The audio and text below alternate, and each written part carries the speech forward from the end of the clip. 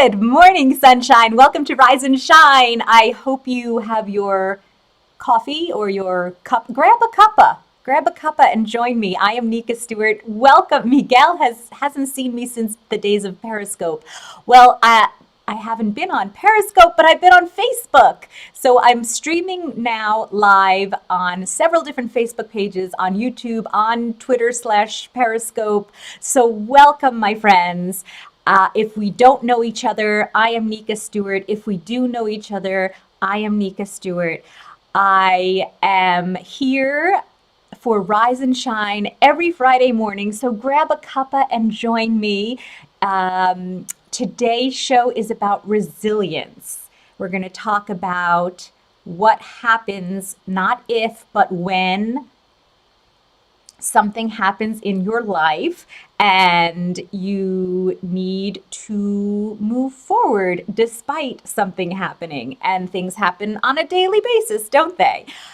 People have been asking me over the past year about resilience. I've done some talks, some guest speaking on other people's shows and podcasts about the power of resilience, even though I never thought of myself as resilient. I think we all are, but it's just never come up for me.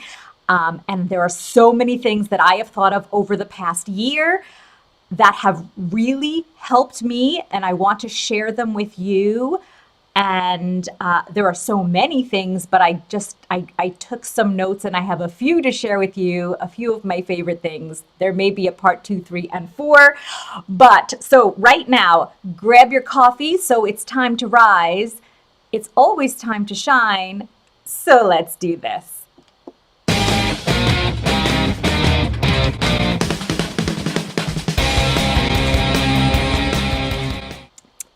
Okay. When life hands you lemons, you make lemonade. When life hands you limes, you make a margarita. Now, you may like limes or lemons, so you don't have to. I guess one of the first things I want to say is think of a lime or a lemon as a good thing, not a bad thing. But that's what we're going to talk about. So let me tell you my story because, like Miguel said, he hasn't seen me in years. So I want to bring you up to date. A year ago, I got a diagnosis of, well, let me tell you this. I went for my annual mammogram, and a few days later they called me and said, something looks suspicious. We'd like you to come back and have an ultrasound. And I said, of course you do. Every time I go for a mammogram, something looks suspicious on the mammogram, and I have an ultrasound. And they look and say, oh, it's all fine. So I had no worries. I went for the ultrasound and they kept looking at something. Something felt different this time. And I went into the room afterwards where you sit and you wait for the doctor to come in and say, everything's fine, see you next year. So I was sitting there waiting, and instead of a doctor coming in, 2 people walked in, and they were holding pamphlets. So that's when I knew something was not like it was before. So they sat me down and said, yes, something does look suspicious. We'd like you to have a biopsy. So I went for a biopsy, and what happened, the results of that showed that that had something really tiny. Something really tiny was in there that we needed to deal with.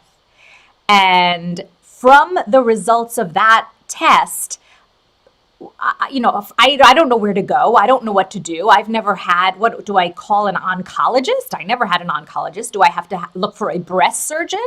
Do I look for a plastic surgeon? I don't know what to do. So I call around, and everyone who was giving me advice was saying, this is tiny. It's going to be quick and easy. Good thing they found it. They're going to cut it out and you'll be fine. You won't even remember about it. And it's going to be so easy.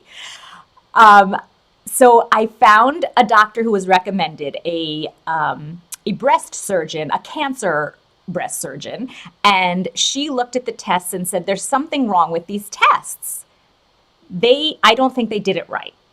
Let's go to another place where I trust them and they're going to do it better. But yes, so far it looks like there's very little we have to do. It's going to be quick and easy. The next test showed that it wasn't so quick and easy. There was more than a little dot. It was pretty pervasive in one breast, and it looks like it had spread a little bit. So let me take a pause and just say hello to all my beautiful friends. Hello to everyone. Feel free to say hi to me so I see your name. Right now I will say, because I see dozens of you here from all of the different pages, but I only see names of Nikki, Frank, Miguel. Hello, hello, my beautiful friends. Thank you for joining me. I hope you have your cuppa, whatever your cuppa may be this morning. So the next test showed that it looked like it was a little more invasive than we originally thought.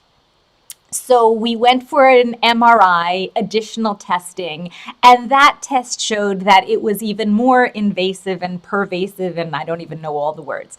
But going from, of course, everything's going to be fine, to a little dot that'll be very quick and easy to get rid of, to something more serious that was going to take more treatments than we originally thought. Each test and each appointment seemed to get worse and worse in the results I was getting.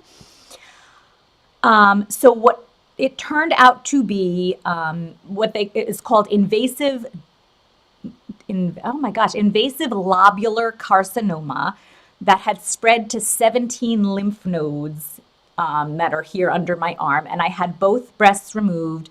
I had 18 lymph nodes removed, 17 of them were cancerous. That led to 5 months of intensive chemotherapy, and then a little bit of healing from that, and then 6 weeks of daily radiation. That ended a few months ago, and now I'm on some medication that I'll be on for about 10 years. My hair has started growing back, as you can see, so I'm dyeing it different colors on a whim.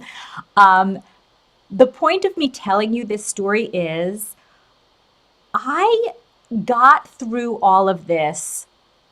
I would say, if I could say it for myself, I got through it with grace and mostly with humor.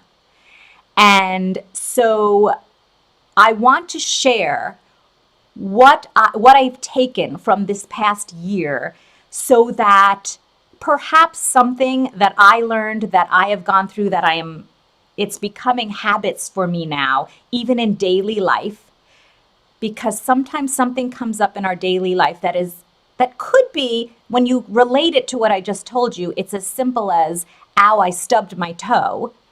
But it feels like such a huge thing at the moment, and we can't belittle our challenges. Everything we feel as a challenge or unhappiness is real.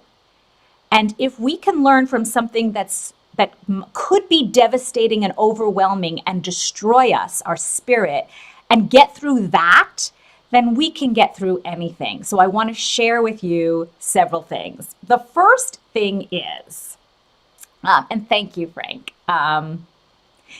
You know what? I'm going to say something that I didn't even write down, because Frank just wrote, "Congratulations on being a fighter and never quitting."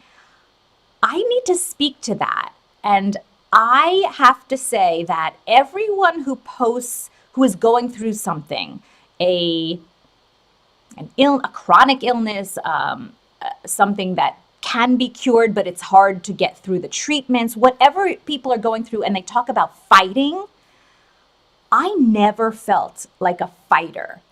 Not in a bad way, like I'm not good enough to be a fighter. I just never saw this as a fight. And I believe that was better for my mindset and my spirit. I wasn't fighting anything. I believe that when you see an enemy and you choose to fight it, the enemy gets stronger. So not that I saw cancer as a friend. I don't think I ever went that far, but I just never got the mindset of, I am fighting this and I'm going to win. I just never got in my mind. It was just something I was going through. And if that works for you, then maybe that will inspire you to think differently. But for many people, it works perfectly. That you are fighting and you're going to win. It was not. It was not for me. And thank you, Nikki. Um, that was. I think for me, I got through it much easier because it it was just something to go through, not a fight. So that's an extra thing that I didn't even think about. So thank you for bringing that up, Frank. So one thing that I would like you to think about, and you've probably heard this before, but if you look at a situation, any situation, even the I stubbed my toe, ow, I'm really annoyed, and now I have to sit down and rub my foot. If you see every situation that seems like a challenge as an opportunity to be more awesome, that's just a shift in your mindset. And the more you do that, by the way, the more it becomes a habit. The more you think every obstacle is a chance to grow stronger. Life, when we know that when things are easy, we don't grow. Easy things don't make us better. The only things that make us better and improve us are things that are hard. If it's easy, we already know how to do it. We can't get better. We already knew that. So challenging things make us better. And if you on purpose intentionally think that each time you have a challenge, it will become more and more of a habit. And I say this because last night as I was writing these notes on, I took notes. I'm gonna talk about these things tomorrow on Rise and Shine. And I had burned my thumb earlier in the day, and I was writing these notes, and it was killing me. The pen was leaning on the burnt part of my thumb, and it was sending pain through my thumb and down my arm. And my first thought was, my thought was something like, what is the silver lining in this? What will I get from this pain? And then I thought, oh, I need to say that because it was an instinct. It has become an instinct to me. Not that I'm perfect at this, but it has become more of an instinct and a habit to immediately look for the silver lining in the challenge. Look for what will help me grow in the challenge instead of, I'm in a challenge. Our instinct usually is to go to, yuck, I hate this. But the more you think, how will this make me grow? How will this make me better? What is the silver lining in this? The more it just becomes a habit and you don't have to consciously try to think that way. And speaking of silver linings, there are silver linings in everything.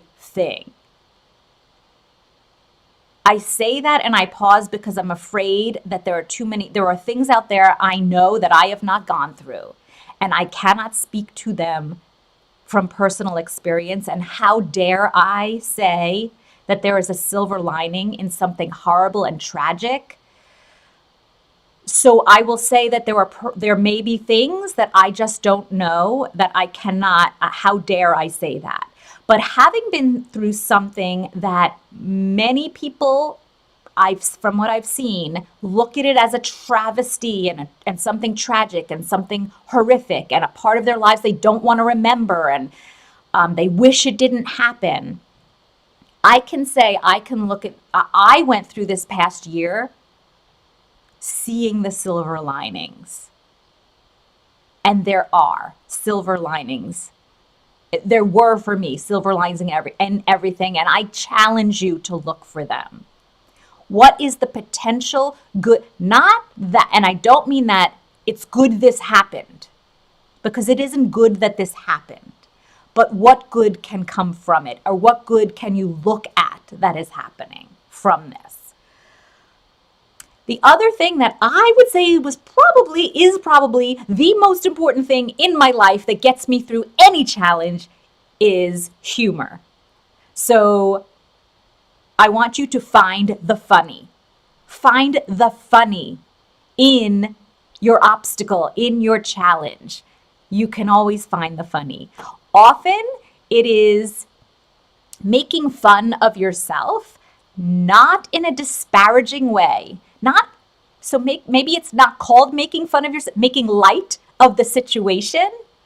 For me, one of the things over the past year is when I was completely bald for about 6 months. think it was about that. I had the most fun, like just making fun of my bald head, because not disparaging, not like, look at me, I'm so ugly. Like, that is not what I mean by making fun. Making fun. So I just had so much fun, because what else? I wasn't, I couldn't change that situation. And when I learned I was going to lose my hair, I bought I bought one really expensive, gorgeous wig that helped me look just like my old self. And then lots of wild, fun wigs to have fun. I don't think I wore them. I never wore them out of the house. Like, I just embraced the fun of being bald. So find the funny in your situation. And the last thing I want to say that my daughter reminded me of yesterday is be creative. Hi, hon. She is right now at school, at home, at virtual school, and her schoolroom is right over there. She's supposed to be listening to her teachers, but apparently she's listening to me. Oh, hi. So what she came to me, and I hope it's okay that I'm talking about her, but she last night brought me her computer and said, listen, I just wrote a song. I want you to listen to it. And she opened up GarageBand and played me her song. She said, I wrote a song because I was feeling sad. And I thought, that is something I need to remind people of. And by the way, it was a song. First, it brought tears to my eyes, and then because I was sad, and then it brought tears to my eyes because it was so gorgeous. So maybe writing music is not your creativity or your talent, but if you are going through a challenge, you're feeling sad, or some specific thing happens, even a one-time thing or a long-term thing, and you're feeling down, what is your creativity and what is your challenge? You have more of a right than ever to just spend time in your creativity. Because doing that, I mean, the difference between my daughter writing a song to get out her feelings and someone who sits in their depression, which is often what I do. So my daughter she's who I want to be when I grow up. The difference is amazing. We all get down for many reasons. No one is always happy. So whenever you are down, for whatever reason, it doesn't matter the reason. If you can go to your creativity and be creative, whatever that may be. I watched someone over the past 8 months or so, a woman who also was diagnosed with leukemia. And she decided, because her creativity and her talent is dancing, she dances every day. She records many of them, and sometimes it's for 30 seconds because she doesn't have the strength to do more than that. But she has decided she's going to dance every day until her and probably the rest of her life, because she likes dancing. But she is committed to dancing every day until she is in remission and her cancer is clear. That works for her. Her attitude is incredible. And I truly believe, I know that that fun and laughter and humor and creativity is the best medicine. Not that you should avoid other medicines. On top of whatever you're doing, add humor and creativity. So let me say hello now to some friends. Nikki has learned to change my perspective. Not good or bad, just something that helps me. The things I go through, can I move things over? I can. Look at that. I didn't even realize. So I'm going to move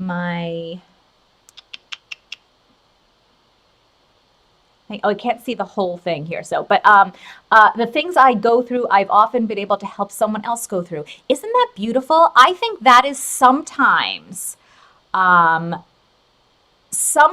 the silver lining. When I say that there are silver linings in everything, sometimes the silver lining, there is no good that is coming out of something that is tragic. But we've seen people turn that into helping other people, and in my opinion, that is a silver lining. It doesn't make it okay what happened, but it adds something beautiful to the world. And if that's what your silver lining is, and that's all you can find from it, that is incredible. So thank you, Nikki. And hugs to you, Michelle. Great to see you.